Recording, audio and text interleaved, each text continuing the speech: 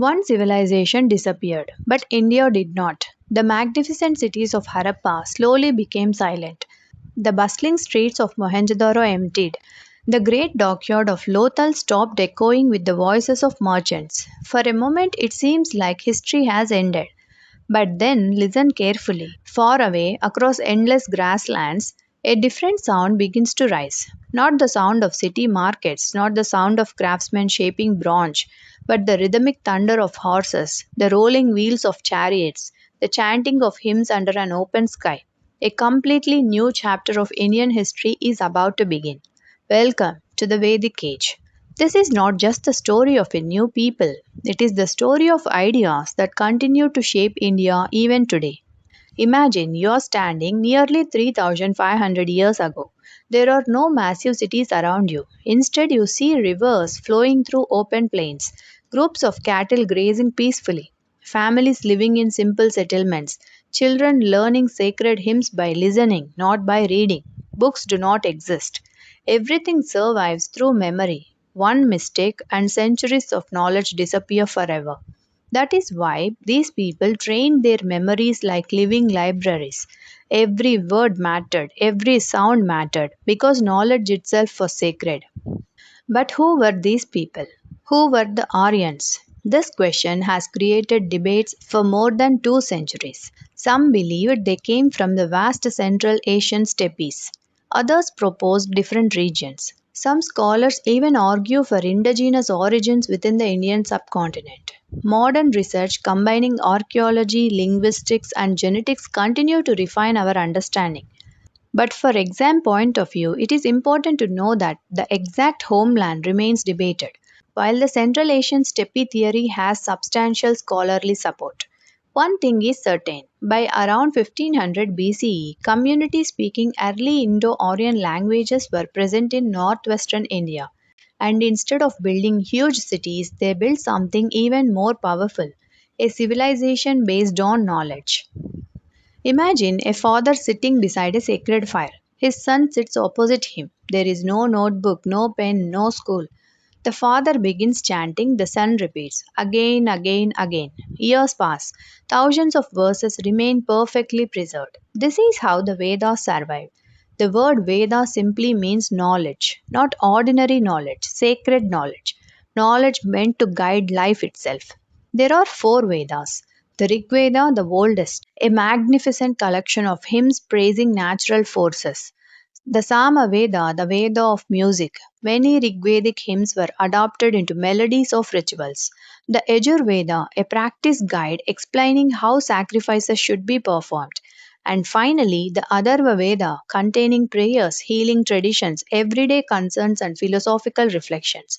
Together, they became the foundations of Vedic civilization. But knowledge never stands still. As people kept asking deeper questions, new texts emerged. The Brahmanas explained rituals. The Aranyaka shifted attention from rituals to reflection. And then came the Upanishads. Imagine a student asking his teacher, what happens after death? What is soul? What is the purpose of life? What is the ultimate reality? Instead of giving simple answers, the teacher begins a journey of questions.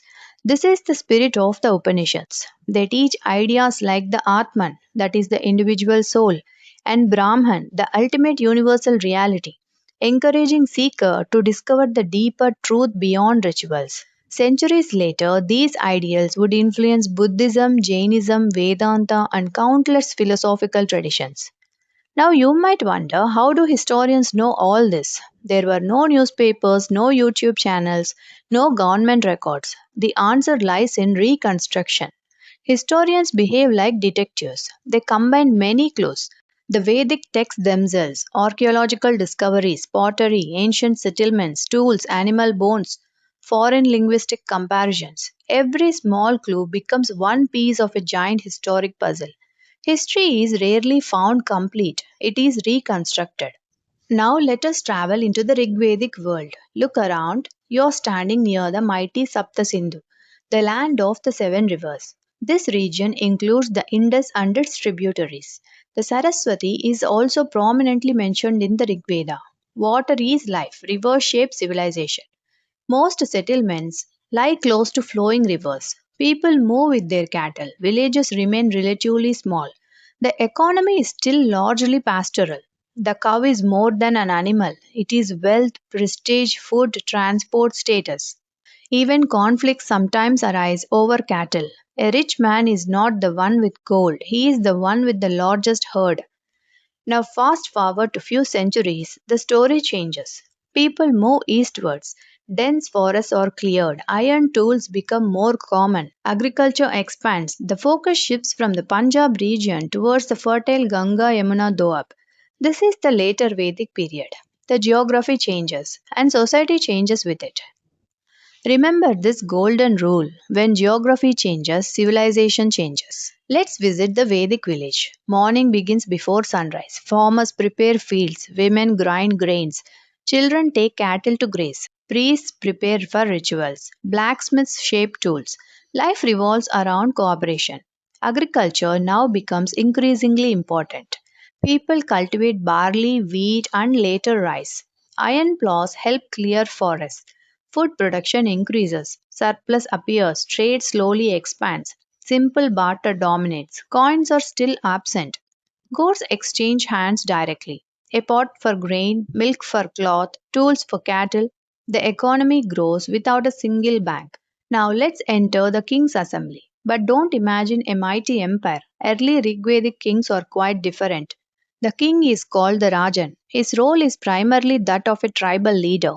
He protects people, leads in war, distributes spoils, but his power is limited. Two important assemblies help govern city, the Sabha and the Samiti. These bodies discuss important matters. The king cannot simply behave like an absolute ruler. Leadership still depends greatly on public acceptance. But time changes politics too. As agriculture expands, villages become larger, resources increase, territories grow. The later Vedic king becomes stronger. Taxes begin to appear, officials assist administration. Large sacrifices such as the Rajasuya and Ashwamedha symbolize royal authority. The monarchy gradually becomes hereditary. Power becomes more centralized. Small tribes slowly transforms into territorial kingdoms. This evolution eventually lays the foundation for the Mahajanapadas. Again, history moves step by step. Nothing changes overnight. Now comes one of the most discussed topic in Indian history, the Varna system. Imagine society as a giant mission. Different people perform different functions. In the early Rigvedic period, occupations are relatively flexible. The divisions exist, but they are not rigid. Gradually, society recognizes four broad varnas: Brahmins associated with learning and rituals, Kshatriyas responsible for protection and governance, Vaishyas, farmers, traders, cattle rearers, the economic backbone, and Shudras who perform various forms of service and labor. Originally, these divisions were linked more closely with occupations than with rigid birth based values. Over time, especially during the later Vedic period and beyond, the system became increasingly hereditary and more hierarchical. This distinction is extremely important for UPSC. History is about evolution, not static labels. What about women? The Rigvedic period presents a relatively better position compared to later times. Women participated in religious rituals. Some composed hymns. Scholars like Gargi and Maitreyi, especially known from the later Vedic and Upanishadic tradition, engaged in profound philosophical discussions. Education for women existed in certain sections of society. Marriage generally took place at a mature age. However, as the later Vedic period progressed, restrictions gradually increased. Social changes were not always improvements. Civilizations evolved, but not always equally for everyone. Religion during the Vedic age looks very different from modern Hinduism. There are no grand stone temples, no elaborate idols. Instead, people worship the forces of nature, Indra, the god of rain and victory, the most celebrated deity in Rigveda. Then Agni, the sacred fire, the messenger carrying offerings to the gods. Varuna associated with cosmic order, Surya the sun, Vayu the wind. Nature itself becomes divine. Rituals are performed around the sacred fire. The relationship between humans and nature is one of respect and gratitude. Later, philosophy begins replacing rituals as the central focus. The Upanishads ask, what lies beyond the gods themselves? That question changes Indian thought forever. Now think about the Vedic people themselves. They were not merely warriors, they were poets, philosophers, farmers, cattle rearers, musicians, teachers, thinkers. They composed one of humanity's oldest surviving literary traditions. Entire generations memorized thousands of verses without writing them down. Today, we struggle to remember a 4 digit OTP. Their achievement becomes even more astonishing. For exam point of view, remember the Vedic age as one flowing story. Native land, homeland debated, Central Asian steppe theory widely accepted among many scholars. Migration and cultural interaction continue to be studied. And characteristics include pastoral beginnings, tribal organization, oral tradition, nature worship, cattle wealth, gradual agricultural expansion. And comes the Vedic texts. Under the Rig Veda, Samaveda, Yajurveda, Atharva Veda, Brahmanas, Aranyakas, and Upanishads. The sources of reconstruction include Vedic literature, archaeology, pottery, settlement patterns, tools, comparative linguistics. And geography, Rigveda is Sapta Sindhu region, later Vedic is Ganga Yamuna plains. Looking at the economy, it has pastoral economy initially, agriculture expands later, barter system, iron tools, trade develops. When we look at the political structure, it has Rajan, Sabha, Samiti, later hereditary monarchy, growing administration, and royal sacrifices. If we look at the social structure, it has 4 varnas, initially more flexible, gradually more hereditary. Position of women relatively stronger in the early phase with gradual decline later. Now let us connect everything. Harappa taught India how to build cities. The Vedic age taught India how to build ideas. Harappa gave us drains. The Vedic age gave us philosophy. Harappa left behind bricks. The Vedic sages left behind words. One civilization spoke through architecture, the other spoke through knowledge. And together they became the two great foundations upon which ancient Indian civilization would continue to grow. Because sometimes the strongest empires are not built with stone, they are built with ideas that survive for thousands of years. And the echoes of the Vedic age are still heard in India today.